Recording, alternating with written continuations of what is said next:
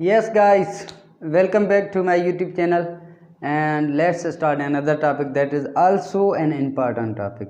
Important से बच्चों एक बात आपसे शेयर करता चलूँ कि अक्सर स्टूडेंट ने मुझे पूछा है कि सर आप हर टॉपिक स्टार्ट करने से पहले ऐसा क्यों बोलते हैं कि this is an important topic. बच्चों वो मैं इसलिए बोलता हूँ क्योंकि अभी मैं कोचिंग के क्लासेस या कोचिंग की वीडियोस अपलोड नहीं कर रहा। मैं अभी जो भी लेक्चर्स अपलोड कर रहा हूँ वो सिर्फ उन स्पेशल स्टूडेंट के लिए हैं जो अभी एंट्री टेस्ट में अपीयर होने वाले हैं, जो स्पेशली एंट्री टेस्ट में अपीयर होने वाले हैं उनके लिए ही लेक्चर्स अपलोड हो रहे हैं। तो वही लेक्चर्स अपलोड हो रहे हैं जो इम्पॉर्टेंट है, जो बहुत इम्पॉर्टेंट है। मैं वही सेलेक्ट करके एंट्री टेस्ट के पहले एक दिन पहले तक वीडियोस अपलोड करता रहूँगा।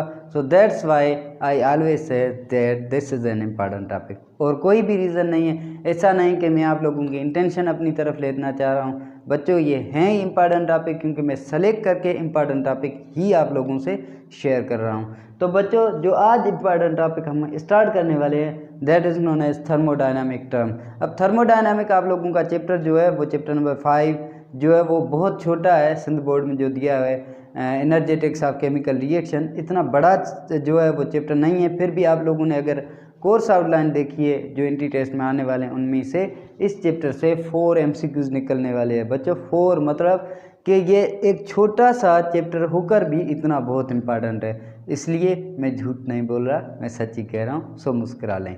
ठीक है बच्चों, लेट्स स्टार्ट। आज जो हम टॉपिक पढ़ने वाले हैं इनमें हम सिर्फ थर्मोडायनामिक के टर्म्स में अभी अपलोड करने वाला हूँ। उसके बाद जो है वो इसके दूसरे जो भी टॉपिक्स हैं जैसे हेज़ेस लॉ हो गया या constant heat of summation, heat of formation, ये भी मैं 1-2 दिन में अपलोड करने वाला हूँ। वो लाजमी देखिएगा क्योंकि उसमें भी बहुत सारी ट्रिक्स हैं। हीट ऑफ फॉर्मेशन स्टूडेंट को समझ ही नहीं आती कि किस तरीके से हम करें। हीट ऑफ फॉर्मेशन के लिए भी मेरे पास ट्रिक है, इतनी इक्वेशंस होती है उसमें से आंसर निकालना होता है, तो वो भी एक ईजी वे से हो जाएगा, वो भी मैं नेक्स्ट में अपलोड करने वाला हूँ। सो बच्चों first term that is system. अब आप लोगों ने 2 टर्म सुने होंगे, सिस्टम एंड सराउंडिंग। कि सिस्टम क्या होता है, सराउंडिंग क्या होता है, वो आप लोगों ने अपना जहन क्लियर करना है कि जिस चीज़ पे अब सिस्टम की हम बात करें, सिस्टम उसको कहते हैं जो अंडर कंसिडरेशन हो, मतलब जिस पे आपकी तवज्जो ज़्यादा हो, जिस पे आप फोकस कर रहे हो, जिस चीज़ पे आप एक्सपेरिमेंट कर रहे हो, जिस चीज़ पे आप स्टडी कर रहे हो, that is known as system. जैसे अभी अगर आप लोग सीरियस हैं तो आपकी पूरी इंटेंशन मेरे ऊपर है, तो I am a system at this time. मैं जो हूँ एक सिस्टम हूँ क्योंकि आप लोग मुझे कंसंट्रेशन से देख रहे हैं। जिस चीज़ पे आपका ज़्यादा फोकस हो, जिस पे हम कंसंट्रेशन अपनी दे रहे हो, that is known as system. उसको हम क्या बोलते हैं, सिस्टम। और सिस्टम को छोड़कर जो भी चीज़ें रिमेनिंग है, जैसे मैं एक सिस्टम हो गया ना, तो मुझे छोड़कर जो भी साइड में चीज़ें हैं, ये सॉफ्ट बोर्ड हो गया, बोर्ड हो गए सॉफ्ट बोर्ड, ये बल्ब फैन, सारी चीज़ें जो भी हैं ये सारी क्या हैं बच्चों, ये सराउंडिंग्स हैं। तो सिस्टम एंड सराउंडिंग का डिफरेंस यही होता है। ठीक है बच्चों, अब सिस्टम और सराउंडिंग को या तो एक रियल बाउंड्री से सेपरेट किया जाता है या किसी इमेजिनरी बाउंड्री से सेपरेट किया जाता है। इमेजिनरी बाउंड्री से किस तरीके से बच्चों, अब देखिए मैं सिस्टम हूँ, रिमेनिंग सारी चीज़ें जो है वो सराउंडिंग हैं, तो मैं किसी रियल बाउंड्री में क्लोज नहीं हूँ। मेरे और सराउंडिंग के बीच में, मेरे आप लोग सराउंडिंग है, तो मेरे और सराउंडिंग के बीच में जो चीज़ है वो क्या है, एक इमेजिनरी बाउंड्री है, वो रियल बाउंड्री नहीं है। तो बच्चों इसको बोलते हैं। और दूसरी चीज़ होती है रियल बाउंड्री, वो कुछ इस तरीके से है कि आप सिंपल सा एग्जांपल ले लें जो आप लोगों के बुक में दिया हुआ है कि अगर थर्मास में चाय है, हमारा चाय पे फोकस होता है कि कब ख़त्म हो, पीनी है पीनी है पीनी है। चाय पे हमारी ज़्यादा कंसंट्रेशन होती है, थर्मास पे और बाकी चीज़ों पे इतनी नहीं होती। तो चाय इज सिस्टम, चाय हमारा क्या हो गया, सिस्टम हो गया, और रिमेनिंग सारी चीज़ें क्या हो गई, सराउंडिंग हो गई। अब आप लोग अंदाज़ा लगाएं, सराउंडिंग एंड सिस्टम एक थर्मास की रियल बाउंड्री से सेपरेट है, that is known as real boundary. उसको हम क्या बोलते हैं बच्चों, रियल बाउंड्री कहा जाता है। हो गया कॉन्सेप्ट क्लियर। ठीक है, अब आगे आए। सिस्टम के हमारे पास 3 टाइप्स दिए हुए हैं बच्चों, close system, open system and isolated system. बच्चों आइसोलेटेड सिस्टम आज तक बना नहीं है, वो है एक जहन में है कि अगर आइसोलेटेड सिस्टम होगा तो ऐसा हो सकता है, मगर वो आज तक कम्प्लीटली 100% आइसोलेटेड सिस्टम नहीं बना है। हाँ, ओपन और क्लोज सिस्टम दोनों आप लोगों ने देखे हुए। वो किस तरीके से होते हैं, let's suppose that it is a container. ये एक कंटेनर है, अब इसमें हम पानी गर्म करें। अब जो है ना सर्दी आने वाली है, सर जिसके पास गीज़र नहीं होगा वो जो है वो इस बर्तन में से जो एक कंटेनर लेंगे उसमें ही पानी गर्म करेंगे। जो इस चीज़ में पानी गर्म करेंगे वो ज़्यादा देर तक अगर पानी गर्म होगा तो इसकी मिकदार कम हो जाएगी। ऐसा होता है ना बच्चों, ज़्यादा देर तक चाय भी अगर हम ज़्यादा पकाएं तो चाय भी जो है वो कम हो जाती है। तो इसका मतलब क्या है कि इससे दोनों चीज़ें बाहर जा रही है। कौन सी दोनों चीज़ें? एक तो एनर्जी भी बाहर जा रही है और दूसरी बात इसके साथ मैटर भी बाहर जा रहा है। तो कोई भी ऐसी चीज़ जिसके साथ मैटर और एनर्जी दोनों, जिसमें से मैटर और एनर्जी दोनों एस्केप आउट हो जाएं या इन हो सकें, हम उसमें ज़्यादा पानी भी डाल सकते हैं, उसको ठंडा भी कर सकते हैं। इसका मतलब कि उनमें दोनों चीज़ें चेंज हो सकती है। These types of systems are known as open system. इनको हम क्या बोलते हैं? ओपन सिस्टम बोलते हैं। ठीक हो गया बच्चों। उसके बाद आ जाए क्लोज सिस्टम पे। क्लोज सिस्टम पे एनर्जी तो क्लोज सिस्टम से बाहर निकल सकती है, एनर्जी आउट हो सकती है, मास नहीं होता। आपने थर्मास का एग्जांपल ले लेना है। थर्मास में चाय होती है और चाय जो है उस ठंडी हो सकती है, ज़्यादा से ज़्यादा क्या हो सकता है? ठंडी हो सकती है। वो कम ज़्यादा तो नहीं हो सकती ना। ऐसा नहीं कोई पी ना जाए। अगर कोई ऐसा बंदा बैठा हुआ हो जो पीकर चला जाए, उसके बाद आपने 3 कप चाय डाली थी, उसमें से 2 कप रह गए, इसका मतलब कि 1 कप चाय कहाँ गई? ये तो क्लोज सिस्टम है, इससे चाय तो निकलनी नहीं चाहिए थी। 1 कप चाय आपकी कोई निकाल कर गया, ढूंढें अब वो कहाँ है, कौन निकाल कर गया, वो आप लोगों ने ध्यान में रखना है। जे इसी तरीके से क्लोज सिस्टम होते हैं कि क्लोज सिस्टम से ओनली एनर्जी एस्केप आउट हो सकती है या इन हो सकती है। एनर्जी एक्सचेंज हो सकती है मगर मैटर एक्सचेंज नहीं हो सकता। किसमें बच्चों? क्लोज सिस्टम में। ठीक हो गया। उसके बाद आइसोलेटेड मतलब ऐसा सिस्टम जिसमें ना तो एनर्जी एक्सचेंज हो ना ही उसके साथ मैटर एक्सचेंज हो। ऐसा सिस्टम आज तक बना नहीं है, फिर भी एक इमेजिनरी सिस्टम है, मतलब ऐसा सिस्टम हो सकता है। ठीक हो गया। ये आप लोगों को डेफिनेशन जो है वो लिख लेनी है। मैं नहीं लिख रहा आज, आप लोग लिख लें। मैं बता रहा हूँ आपको डेफिनेशन सारी, वो डेफिनेशन आप लोग लिख लें, क्योंकि आप लोग लिखेंगे अपने हैंड राइटिंग से, अपने हाथों से, अपने मुबारक हाथों से लिखेंगे तो वो चीज़ आप लोगों को बहुत ज़्यादा देर तक याद रहने वाली है। मगर आप नहीं लिखेंगे तो वो चीज़ आपको याद नहीं रहेगी, वो 1-2 दिन के बाद आप भूल जाएंगे। इसलिए जो भी डेफिनेशंस है ये आप लोगों ने लिखनी है। मैं बताऊंगा और आप लोग क्या करेंगे? उसको कॉपी पे लिख देंगे, फिर उसको 2 बार लिखेंगे, 3 बार लिखेंगे और वो चीज़ अपनी ओल्ड मेमोरी में बिठा देंगे तो ये कहीं पे भी नहीं जाएगी। और ये आप ये ना सोचना कि इम्पॉर्टेंट नहीं है, ये इम्पॉर्टेंट है, इनसे MCQs निकलते हैं। आप लोग एंट्री की तैयारी कर रहे हैं, आप लोगों को अंदाज़ा है आप लोगों ने कितने इनसे MCQs किए होंगे आज तक। जो भी आपने मॉक टेस्ट दियो, सेंटर पे जो वीकली टेस्ट होती है वो दियो या मंथली टेस्ट दियो, सेल्फ असेसमेंट टेस्ट दियो, आप लोगों को पता होगा कि इससे MCQs निकलते हैं। पास्ट ईयर्स के पेपर्स देखें, वहाँ से भी MCQs सिंपल चीज़ें हैं, इनसे भी निकले हुए हैं।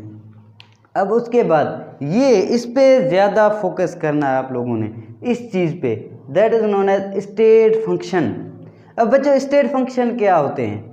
स्टेट फंक्शन प्रॉपर्टीज़ बहुत सारी होती है। कौन सी स्टेट फंक्शन होती है और एक्चुअली स्टेट फंक्शन है क्या, ये आप लोगों ने अच्छे से अपने दिमाग में बिठा लेना है, क्योंकि लास्ट ईयर में भी MCQs आ चुके हैं पास पेपर्स में कि कौन सी नीचे में दिए हुए प्रॉपर्टीज़ में से स्टेट फंक्शन प्रॉपर्टी है या कौन सी नहीं है। तो आप लोगों ने स्टेट फंक्शन प्रॉपर्टीज़ को अच्छे से समझना है, ज़्यादा फोकस करना है, क्योंकि इसके चांसेस ज़्यादा होते हैं MCQs में आने के। ठीक है बच्चों। तो स्टेट फंक्शन का मतलब होता है कि वो प्रॉपर्टीज जो पाथ पे डिपेंडेंट नहीं हो, पाथ से इंडिपेंडेंट हो, वो सिर्फ और सिर्फ इनिशियल और फाइनल स्टेट पे डिपेंडेंट करती हो। जो only dependent on initial and final state, this type of properties are known as state function. उनको हम क्या बोलते हैं? State function. जैसे टेम्परेचर हो गया, प्रेशर हो गया, ये चीज़ें, वॉल्यूम हो गया, इंटरनल एनर्जी हो गई, एंथैल्पी, ये ऐसी चीज़ें हैं, चेंज इन एंथैल्पी हो, चेंज इन एनर्जी हो, चेंज इन प्रेशर हो, चेंज इन टेम्परेचर हो, ये सारी चीज़ें पाथ पे डिपेंडेंट नहीं है। ये किस पे डिपेंडेंट है? इनिशियल और फाइनल स्टेट पे। जो चीज़ें इनिशियल एंड फाइनल स्टेट पे डिपेंडेंट है, these are known as state functions. उसके बाद ये सारी चीज़ें जो लिखी हुई है ये स्टेट फंक्शन है, आप लोगों ने प्रैक्टिस करनी है। उसके बाद है हीट और वर्क, स्टेट फंक्शन नहीं है बच्चों, ये आपने ध्यान में रखना है कि हीट और वर्क जो है ये दोनों जो है स्टेट फंक्शन नहीं होती। हीट पाथ पे डिपेंडेंट नहीं करती। इसी चैप्टर का टॉपिक है that is known as Hess's law. Hess's law आप लोगों ने पढ़ा होगा। उसमें क्या है कि हीट पाथ पे डिपेंडेंट नहीं है। वो हेजेस लॉ मैं आगे अपलोड करने वाला हूँ, हेजेस लॉ से एमसीक्यूज निकले हैं, तो वो भी मेरे जहन में एक इम्पॉर्टेंट टॉपिक है, वो भी मैं अपलोड करने वाला हूँ।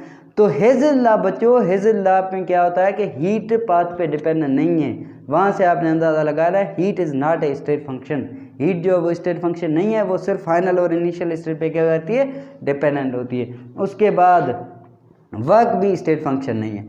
ये चीज़ें आपने दोनों नोट कर लेनी है। ठीक हो गया, ये साइड हो गई। अब आते हैं हम इस साइड पे। इस साइड पे आने से पहले आप लोग once again I will say that ज़रा सा मुस्कुराइए, मुस्कुराइए, ज़रा कुछ ना कुछ देखिए, रिलैक्स हो जाएं, उसके बाद भले ये टॉपिक देखें। ऐसी कोई बात नहीं है आप बोर हो रहे हैं, क्योंकि वीडियो लेक्चर से आप बोर भी हो सकते हैं। वैसे मैं बड़ा एक नाटी टीचर हूँ, स्कूल में जब भी पढ़ाता हूँ, क्लास में पढ़ाता हूँ, बहुत मस्ती मजाक में पढ़ाता हूँ। यहाँ पे मैं मस्ती करूँ तो किसके साथ करूँ, कोई मेरे साथ बैठा हुआ नहीं। आप लोग भी हैं तो आप लोग बहुत दूर हैं मुझसे, फिर भी मैं कोशिश कर रहा हूँ कि आप लोगों को बोर ना करूँ। इसलिए जो भी होगा इंशाल्लाह आस्ता आस्ता जो है वो मजाक मस्ती भी चलेगी और हम साथ साथ पढ़ेंगे भी सही। सो आई विल ट्राई कि आप लोगों को बोर ना करूं। ठीक है बच्चों, सो बोर ना होने के लिए आप लोग कुछ भी करें।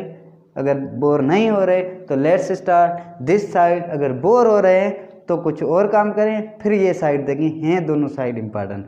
ठीक है बच्चों, स्क्रीनशॉट ले लें, आप भले स्क्रीनशॉट लेनी है तो स्क्रीनशॉट लें। उसके बाद बहुत इंपॉर्टेंट चीज़ें मैं आप लोगों को बताने वाला हूँ, so stay tuned. Hope so बच्चों स्क्रीनशॉट हो गई होगी। अब देखें इस साइड आते हैं। इस साइड क्या है, ये आपने प्रोसेस है, ये 4 प्रोसेस होते हैं बच्चों। प्रोसेस के बारे में आप लोगों ने पढ़ा होगा, एमसीक्यू किए होंगे।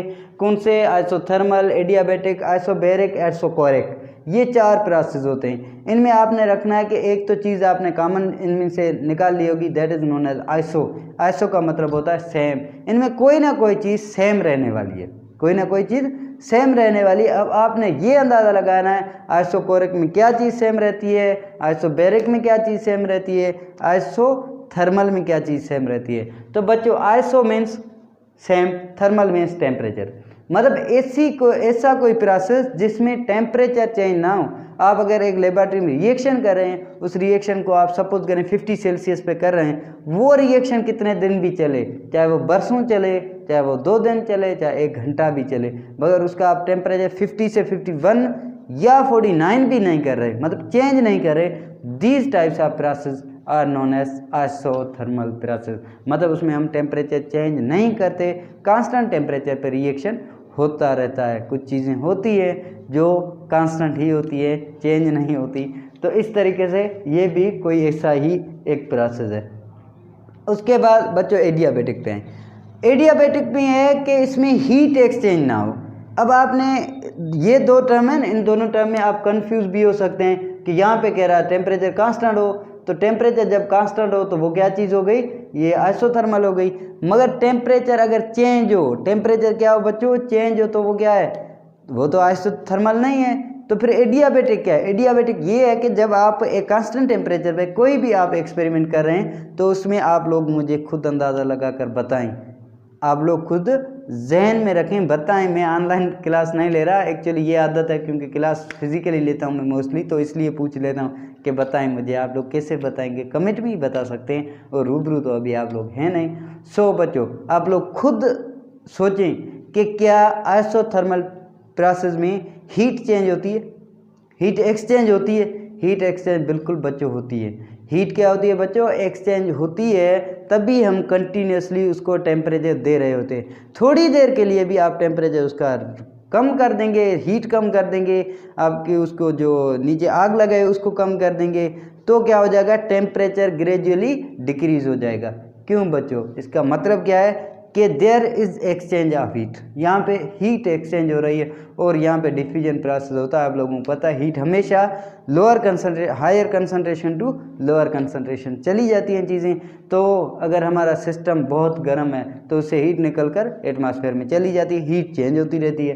तो यहाँ पे एडियाबैटिक प्रोसेस का मतलब है कि ऐसा प्रोसेस जिसमें हीट एक्सचेंज ही ना हो, ऐसा प्रोसेस जिसमें हीट एक्सचेंज ना हो। जैसे आपने आइसोलेटेड समझा ना, आइसोलेटेड में क्या होता है कि ऐसा प्रोसेस जिसमें दोनों चीज़ें चेंज ना हो। कौन सी, टेम्परेचर और उसके साथ मास भी चेंज ना हो। मगर यहाँ पे हम किसकी बात कर रहे हैं, यहाँ पे बात कर रहे हैं कि ऐसा प्रोसेस जिसमें हीट चेंज ना हो, उस प्रोसेस के हीट एक्सचेंज ना हो, उस प्रोसेस को हम क्या बोलते हैं बच्चों, उसकी प्रोसेस को बोला जाता है एडियाबैटिक प्रोसेस। ठीक हो गया। अब आइसोकोरिक है। आइसोबैरिक में आपने एक चीज़ ट्रिक पे जहन में रखनी है कि बैरिक तकरीबन बैरोमीटर ये यूज़ होते हैं प्रेशर के लिए।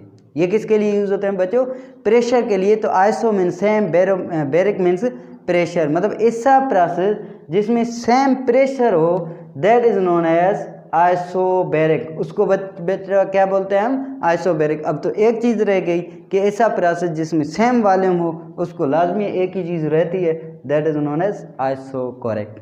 आइसोकोरिक में वॉल्यूम सेम रहता है, आइसोबैरिक में प्रेशर सेम रहता है, आइसोथर्मल में टेम्परेचर सेम रहता है, और एडियाबैटिक में हीट एक्सचेंज नहीं होती, हीट सेम रहती है। तो ये हो गए इनके प्रोसेस। आप लोगों को आ गए जहन में, नहीं आए हैं तो दोबारा वीडियो को देखें, रिपीट करें। अगर इनमें से कोई भी चीज़ आपको कंफ्यूज कर रही हो तो आप, मुझे खुशी होती है जब कमेंट में कोई क्वेश्चन पूछता है बच्चों। आप लोगों को कोई चीज़ कंफ्यूज कर रही हो, आप लोग कमेंट कीजिएगा। मैं आज आपको अपना व्हाट्सअप नंबर भी दे रहा हूँ, आप व्हाट्सअप पे भी मुझसे एमसीक्यूज पूछ सकते हैं। कोई भी डिफ़िकल्टी केमिस्ट्री से रिलेटेड हो, आप लोग मुझसे किसी भी वक्त पूछ सकते हैं। मैं जैसे ही फ्री होऊंगा, जैसे ही व्हाट्सअप देखूंगा, आप लोगों को रिप्लाई ज़रूर आएगा। अगर आप लोगों के एमसीक्यूज के क्वेश्चन बहुत ज़्यादा हो गए तो आप लोगों के लिए ही, आप लोगों के क्वेश्चन को समझाने के लिए मैं एक और भी वीडियो बना सकता हूँ जब क्वेश्चन ज़्यादा होंगे। ठीक हो गया बच्चों। तो ये हो गए सारे प्रोसेस। उसके बाद last one, last but not least, ये डायलॉग आप लोगों ने बहुत सुना होगा कि ये भी आखिरी है, इसका लास्ट है। इसका मतलब ये नहीं हमेशा के लिए लास्ट है, इसके बाद भी बहुत सारे टॉपिक्स आने वाले हैं, बहुत सारी चीज़ें हैं। ये भी कोई मैंने जो लिखे हैं उनमें से लास्ट है। अगर और भी टर्म्स हो सकते हैं, ठीक है बच्चों, जैसे वर्क हो गया, positive work, negative work, work done on system, work done by system, ये सारी चीज़ें जो है वो मैं बिल्कुल आप लोगों की आगे वाले वीडियो में क्लियर करने वाला हूं, क्योंकि मैं चैप्टर नंबर 5 को बहुत अच्छे से आप लोगों के लिए वीडियो बनाकर अपलोड करने वाला हूं। सो अगर आप लोगों ने सब्सक्राइब नहीं किया है चैनल तो सब्सक्राइब भी कर दें और बेल आइकन को प्रेस कर दें, ताकि मैं जैसे ही नेक्स्ट वीडियो रखूं आप लोगों तक ज़रूर पहुंचे। ठीक है बच्चों, नोटिफिकेशन आप लोगों को ज़रूर आनी चाहिए। अगर आप नोटिफिकेशन पे उस पर बेल आइकन पे प्रेस नहीं करेंगे, आपको नोटिफिकेशन नहीं आने वाली, आप लोगों को पता ही नहीं चलेगा कि मैंने कब वीडियो अपलोड किया है। और हो सकता है वो कोई इंपॉर्टेंट वीडियो में अपलोड कर लूँ और आप लोग देखें ही ना, एंट्री टेस्ट के दूसरे दिन देखें और बाद में आकर मुझसे कहीं दिल में सोचें कि काश मैं वीडियो देख लेता है। बेटा मैं कह रहा हूँ, आप लोग ये वीडियो जो भी मैं अपलोड कर रहा हूँ, इनमें से मैं आज भी आपको दावे से कह रहा हूँ, एंट्री टेस्ट के बाद भी कहूँगा कि मोस्टली एमसीक्यूज इनसे होंगे। मेरे जो कुछ ही तो होंगे, इतने ज़्यादा नहीं है। 9 खन अपलोड हुए हैं, आज जो 10वां होगा, और कुछ और होंगे, तकरीबन 20-30 लेक्चर होंगे। इनमें से आप देखिएगा बहुत सारे एमसीक्यूज एंट्री टेस्ट में एज इट इज़ एज आएंगे। ये मेरा आपसे पक्का प्रॉमिस है। और देखना यहीं पे हूँ मैं भी, अगर मैं झूठ बोल रहा हूँगा तो एंट्री टेस्ट के दूसरे दिन पे मैं ही कह दूँगा कि मैंने जो भी टॉपिक पढ़ाए थे उनसे कोई भी एमसीक्यू नहीं आया, और जो आएंगे वो मैं आप लोगों से ज़रूर कहूँगा कि ये देख लें मेरे इस टॉपिक वीडियो लेक्चर में ये एमसीक्यूज़ है, इस वीडियो लेक्चर में ये एमसीक्यूज़ है। मैं आपको 100% श्योर कह रहा हूँ, जो भी 60 एमसीक्यूज़ हैं उनके 30 से तकरीबन 30 के करीब सिर्फ मेरे इस 20 से 30 लेक्चर्स के अंदर आने वाले हैं। सो आप लोग ज़रूर देखिएगा, बहुत इम्पॉर्टेंट टॉपिक है, बहुत मेहनत से मैं ये टॉपिक स्पेशली आप एंट्री टेस्ट के स्टूडेंट के लिए बना रहा हूँ। ठीक है बच्चों, तो let's come to last property, that is known as macroscopic properties. बच्चों एक होती है मैक्रोस्कोपिक प्रॉपर्टीज, दूसरी होती है माइक्रोस्कोपिक प्रॉपर्टीज। माइक्रोस्कोपिक प्रॉपर्टीज का मतलब होता है कि वो प्रॉपर्टीज जिसको हम कैलकुलेट या मेजर नहीं कर सकें, और वो प्रॉपर्टीज जिनको हम मेजर कर सकें, दो properties are known as macroscopic properties. तो यहाँ पे कौन सी है मैक्रोस्कोपिक प्रॉपर्टीज? बच्चों मैक्रो का मतलब क्या है? जिसको हम मेजर कर सकें इजीली। तो मैक्रोस्कोपिक प्रॉपर्टीज में केमिस्ट्री में 2 टर्म्स में डिवाइड किया हुआ है। किस में बच्चों? Intensive and extensive. अब क्या था कि मैं जब ये टॉपिक पढ़ता था तो मैं रट देता था कि ये प्रॉपर्टीज इंटेंसिव है, ये प्रॉपर्टीज क्या है एक्सटेंसिव है। ऐसा नहीं है बच्चों, आपने रटना नहीं है, क्योंकि कभी कभी बच्चे ये भी भूल जाते हैं कि मास डिपेंडेंट कौन सी है, मास इंडिपेंडेंट कौन सी है, क्योंकि इनकी डेफिनेशन क्या है कि इंटेंसिव एक्सटेंसिव में एक होती है मास पे डिपेंडेंट, एक मास पे डिपेंडेंट नहीं होती। अब आप लोगों को कभी कभी ये भी जहन से निकल जाता है स्पेशली टेस्ट के प्रेशर में कि कौन सी मास पे डिपेंडेंट थी, कौन सी मास पे डिपेंडेंट नहीं थी। तो ये चीज़ भी आप लोगों को मैं एक सिंपल ट्रिक देने वाला हूँ कि देखें बच्चों, इंटेंसिव में क्या आ रहा है आई एन, इंटेंसिव में क्या आ रहा है आई एन, और इंडिपेंडेंट में भी क्या आता है आई एन। आप इंडिपेंडेंट लिखें उसमें भी आई एन है और इंटेंसिव में भी क्या है आई एन है। इसका मतलब कि intensive properties are independent on mass, वो मास पे डिपेंडेंट नहीं होती। तो सामने वाली लाजमी है कि ये मास पे डिपेंडेंट होगी। ये तो आप लोगों को ऐसे समझ आ रहा है ना, एक डिपेंडेंट है तो दूसरी नहीं होगी। अब कौन सी नहीं है बच्चों, इंटेंसिव नहीं है, इंडिपेंडेंट अपॉन मास, मतलब ये मास पे डिपेंड नहीं होती और एक्सटेंसिव मास पे डिपेंडेंट होती है। अब अमाउंट पे कैसे डिपेंडेंट है, मास पे अमाउंट पे डिपेंडेंट होती है बच्चों। अमाउंट पे डिपेंडेंट कैसे होती है ये देखें, आप अमाउंट इनका चेंज कर लें।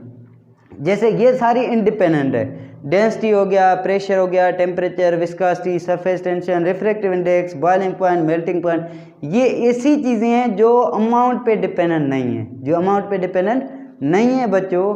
ये किस तरीके से नहीं है, इसको आपको जहन में रखने के लिए मैं सिंपल सी बात आपको बताने वाला हूँ कि आप समुंदर का एक गिलास या एक कप पानी समुंदर में से लें।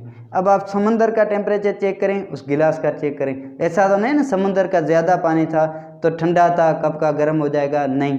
जितना टेम्परेचर समंदर का था उतना कप का होगा, जितना प्रेशर समंदर के पानी का उतना उसका होगा, जितना वॉल्यूम अपना डेंसिटी उसकी थी वही डेंसिटी कप की होगी, जितनी विस्कोसिटी समंदर के वाटर की थी उतनी विस्कोसिटी उस कप में होगी, बॉइलिंग पॉइंट भी सेम होगी, मेल्टिंग पॉइंट भी सेम होगी। मतलब ये अमाउंट पे डिपेंडेंट ही नहीं है। आप इतने बड़े समुंदर से एक कप पानी का निकाल रहे हैं, वो कप जो पानी है ना उसमें भी प्रॉपर्टी जो चेंज नहीं हो रही, इसका मतलब they are independent on amount, वो अमाउंट पे डिपेंडेंट नहीं होती। वो कौन सी है बच्चों, ये वाली सारी।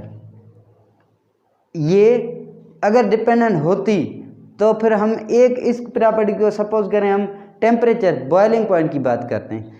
Boiling point of water is 100, आप लोगों ने सुना, कहीं पे उसका मिकदार नहीं लिखा हुआ कि इतने वाटर की बॉइलिंग पॉइंट 100 होती है। यस, ऐसा होता है कि जब इम्प्यूरिटीज आती है तो बॉइलिंग पॉइंट थोड़ी डिक्रीज हो जाती है, जैसे कि साल्टिश वाटर हो गया तो उसकी बॉइलिंग पॉइंट थोड़ी कम हो जाती है, इस तरीके से होता है। पर इतना ऐसे नहीं होता कहीं पे लिखा हुआ कि 10 ml वाटर की बॉइलिंग पॉइंट 100 होगी, 20 की 200 होगी या 30 की और भी ज़्यादा होगी। अगर ऐसा होता, ये सिर्फ एक चीज़ बॉइलिंग पॉइंट भी डिपेंडेंट हो जाती ना बच्चों, तो हम याद कर करके पूरी उम्र बिता देते, कभी हमें याद नहीं होते। सिर्फ एक वाटर की बॉइलिंग पॉइंट हम याद नहीं कर सकते थे, क्योंकि अमाउंट कितना ले रहे हैं, थोड़ा थोड़ा थोड़ा थोड़ा पता ही नहीं चलता। तो अब आपसे जैसे पूछे समुंदर के पानी की, नहर के पानी की, कोई भी पानी हो, बॉइलिंग पॉइंट हम कंसीडर क्या करते हैं 100 ही करते हैं। मगर कहीं पे इम्प्यूरिटीज हो जाती है, जैसे समुंदर के पानी में नमक होता है, उसकी वजह से थोड़ी सी बॉइलिंग पॉइंट उसकी लो हो जाती है। ये चीज़ें हैं। और इस साइड जो है ये सारी डिपेंडेंट है। कौन सी बच्चों, ये देखें मास। अब समुंदर के पूरा समुंदर उसका वज़न और एक कप के जो एक कप में पानी है उसका वज़न बराबर तो नहीं हो सकता ना, वो चेंज होगा। इट मीन्स के मास इज डिपेंडेंट।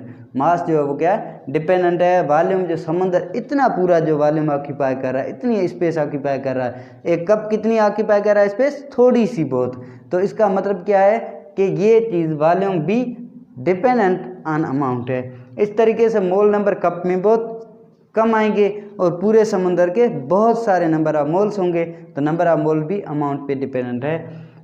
एनर्जी सारी जो भी एनर्जी आपके बुक में दी है, चाहे वो एंथैल्पी हो, एंट्रोपी हो, गिब्स फ्री एनर्जी हो, इंटरनल एनर्जी हो, ये सारी जो है यही लिखी हुई है बच्चों। देखें ये सारी जो भी एनर्जीज होती है ना, एनर्जी सारी डिपेंडेंट होती है किस पे बच्चों, अमाउंट ऑफ सब्सटेंस पे डिपेंडेंट है। यहीं तक था, यही थे टर्म्स जो थर्मोडायनामिक के इंपॉर्टेंट टर्म थे जो मैं आप लोगों से शेयर कर चुका हूँ। ठीक है बच्चों, एंड मेहनत कीजिएगा।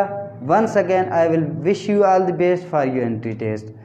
दुआ में याद रखिएगा। फिर मिलते हैं नेक्स्ट वीडियो में। खुदा हाफिज़, गुड बाय बच्चों।